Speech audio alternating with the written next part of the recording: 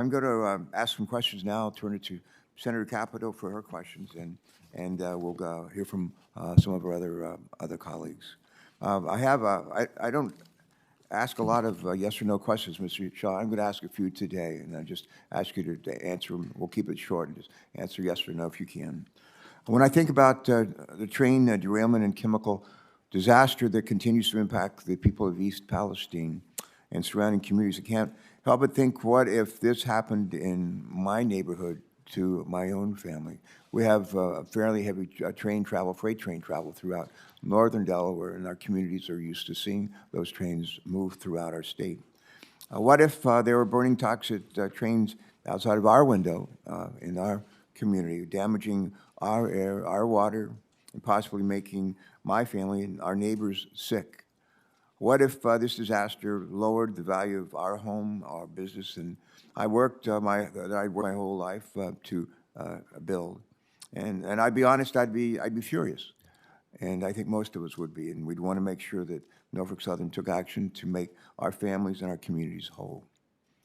My first question is to you are just simple yes or no questions. I got 3 of them, and I think the Americans, if they were here, if they get them all in this room, a lot of them would ask the same questions if this happened in their towns. Yes or no, will you commit that Norfolk Southern will be there for as long as it takes to make East Palestine, Ohio, Darlington Township in Pennsylvania, and the surrounding communities whole from this disaster? Yes or no? Senator, thank you for that question. I understand that concern. That's the same concern that is shared with me by the residents of East Palestine and Darlington Township. I'm terribly sorry for the impact this derailment has had on the folks of that community. And yes, it's my personal commitment and Norfolk Southern's commitment that we're going to be there for as long as it takes to help East Palestine thrive and recover. That's my personal commitment. I take that as a yes. Thank you. That's the answer I was looking for. Next question. Will you commit that Norfolk Southern will compensate the people in these communities for possible long-term medical costs and economic damages resulting from this disaster? Yes or no, please.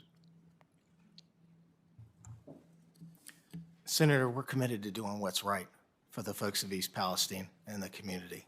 That's been my personal commitment since the day after this happened.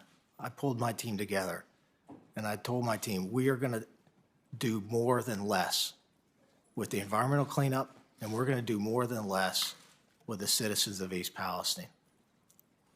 And my third question is, yes or no, will you commit to paying for long-term medical testing for people in the impacted communities to ensure that anyone with known or suspected exposure to dangerous chemicals due to this disaster is monitored for adverse health effects? Yes or no? Senator, I'm committed to doing what's right.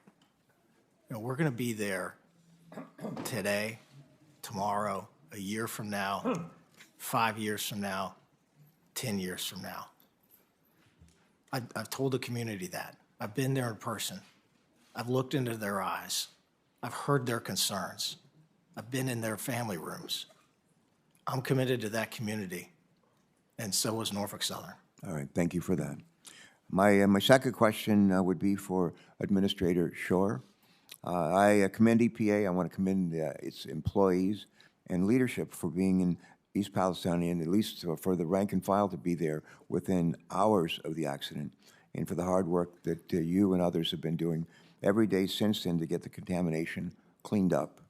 I also commend the EPA for continuing to listen and respond to the community's concerns, including adapting the monitoring and sampling to ensure that any adverse environmental impacts and possible significant health effects from this disaster are known and addressed. Administrator Regan's level of personal involvement here is, I believe, unprecedented in anything that I've seen in my experience. My question. So I think I know the answer, but I will ask you the same thing I asked Mr. Shaw, and that is, do you commit that EPA will be there for as long as it takes to protect the public health and environment of the impacted communities?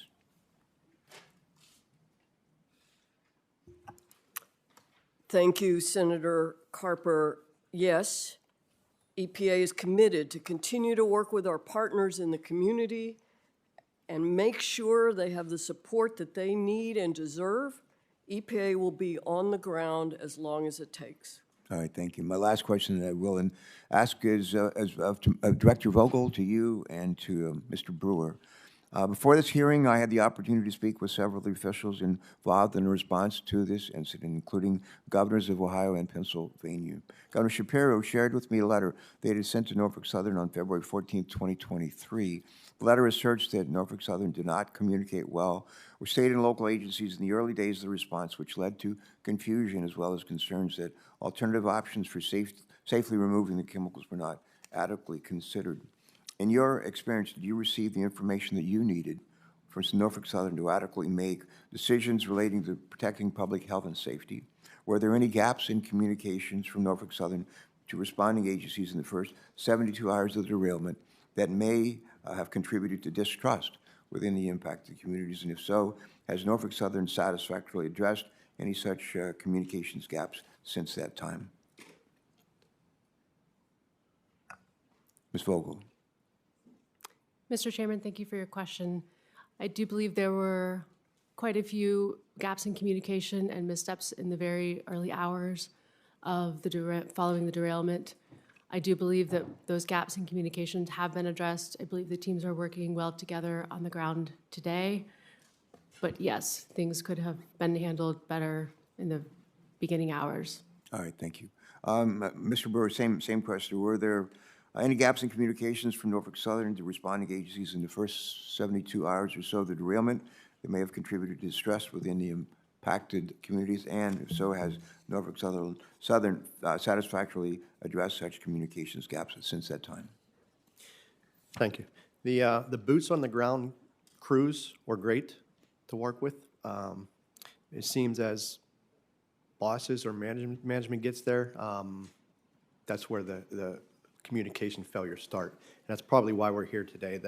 The decision to go from the 1 tank car to the 5 was jaw-dropping.